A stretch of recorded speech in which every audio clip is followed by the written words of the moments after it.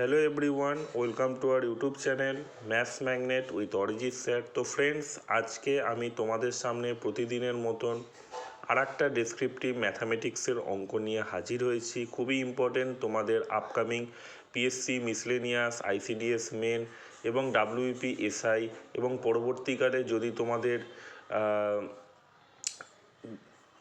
PSC miscellaneous, clerkship, prelims সমস্ত চাকরি পরীক্ষার জন্য কিন্তু খুব ইউজফুল। এই ধরনের অঙ্ক কিন্তু পরীক্ষায় আসে এবং তোমাদের ডেসক্রিপটিভ ওয়েতেই কিন্তু করতে হবে, লিখে লিখে প্র্যাকটিস করতে হবে। এতদিন তোমরা ট্রিকি ওয়েতে করেছিলে, খুব ইজিলি নামিয়ে দিয়েছিলে, তো এখন কিন্তু সেরম করলে হবে না। তোমাদের কিন্তু ভালো করে এটা লিখে লিখে প্র্যাকটিস করতে হবে। তো অঙ্কটা তোমরা দেখো, by mistake, instead of dividing rupees 1170 among A, B and C in the ratio of half is to 1/3:4, it was divided in the ratio of 2:3:4. Who gains the most and by how much? ঠিক আছে। তো অঙ্কটা শুরু করার আগে একটাই request করব, যারা যারা চ্যানেলে নতুন তারা অবশ্যই চ্যানেলটিকে সাবস্ক্রাইব করবে এবং পাশে থাকা বেল আইকন প্রেস করবে। এর ফলে যখনই আমি কোনো ভিডিও আপলোড করব তার নোটিফিকেশান তোমরা অটোমেটিক্যালি পেয়ে যাবে। তো ফ্রেন্ডস, দেখো কি বলেছে। এ, বি এবং সি এর মধ্যে 1170 টাকা বন্টন করার কথা ছিল। সেটা কি অনুপাতে? 1/2:1/3:4। কিন্তু কোন অনুপাতে ভাগ করা হয়েছে? 2:3:4 অনুপাতে কিন্তু ভাগ করা হয়েছে। তো এর ফলে কি টাকা ভুলভাল বন্টন হয়েছে। তো এটাই বলতে চেয়েছে যে এ, বি এবং সির মধ্যে কার লাভ বেশি হয়েছে। ঠিক আছে, এর লাভ বেশি হলো নাকি বি নাকি সি। ঠিক আছে, তো দেখো এখানে প্রথমে কি হচ্ছে, যে অনুপাতে এ, বি এবং সি এর টাকা নেওয়ার কথা ছিল সেটা কি না 1/2:1/3:4। ঠিক আছে, তো এটা ভগ্নাংশ রয়েছে, তাই এটাকে কি করলাম, দেখো আমি নিচেরগুলোকে এলসিএম করে নিলাম। 2, 3 এবং 4 এলসিএম করে 12 হলো, সেটাকে গুণ করে দিলাম। তাহলে কি কোনো খুব ইজি হয়ে গেল। 6:4:3 অনুপাতে বন্টন করার কথা ছিল। ঠিক আছে, মানে 1170 টাকা।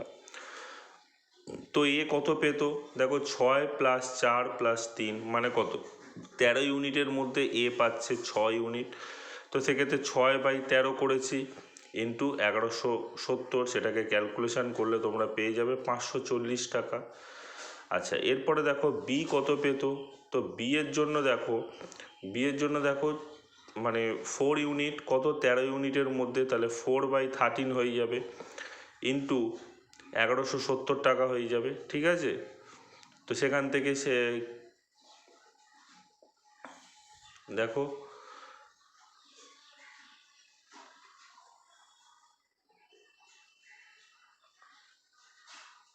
360 টাকা হয়ে গেল। ঠিক আছে, তাহলে সি কত পাবে? সি পাবে হচ্ছে 3 ইউনিট। 13 ইউনিটের মধ্যে সে পাবে 3 ইউনিট। 13 ইউনিট কী করে হলো? 6 + 4 + 3 মানে 13 ইউনিট। তো টোটাল হয়ে গেল 270 টাকা। মানে 1170 টাকার মধ্যে কত পাবে? মানে 13 টাকার মধ্যে 3 ইউনিট পাচ্ছে, তাহলে 1170 টাকার মধ্যে কত পাবে। ঠিক আছে, তো এইবার দেখো ভুলবশত যে অনুপাতে টাকাটা বন্টন করা হয়েছিল সেই অনুপাতটা তোমরা দেখতেই পাচ্ছ। সেই অনুপাতটা কত হয়েছে দেখো, 2:3:4। ঠিক আছে, এ, বি এবং সি অনুপাত কত হবে? 2:3:4। তো এই অনুপাতে এখন কি করতে হবে? 1170 টাকা বন্টন করতে হবে। ঠিক আছে, তাহলে ভুলবশত এ কত টাকা পাবে? দেখো টোটাল কত ইউনিট রয়েছে? 2 + 3 + 4 মানে কত? 9 ইউনিট। মানে 2 + 3 মানে হচ্ছে 5 + 4 মানে 9 ইউনিট। তাহলে কত টাকার মধ্যে? 1170 টাকার মধ্যে। ঠিক আছে, তাহলে 2/9 ইন্টু 1170, দেখো কত হচ্ছে অ্যান্সার।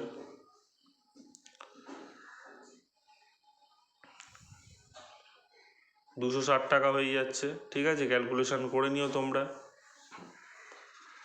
বি কত টাকা পাবে? বি পাবে 3/9 ইন্টু 1170, কত হবে? 390 হয়ে যাবে।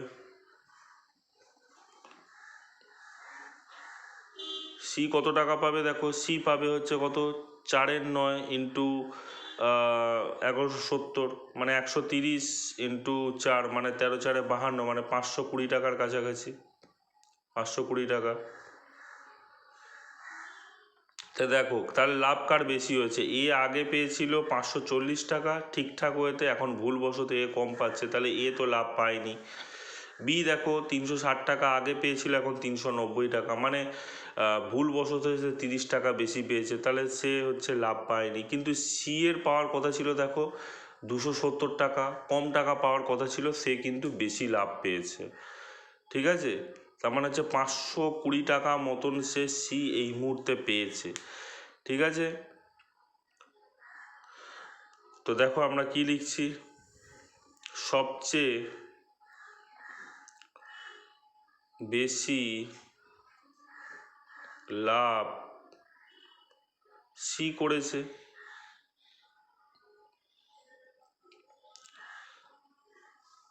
সেই টাকার পরিমাণটা কত,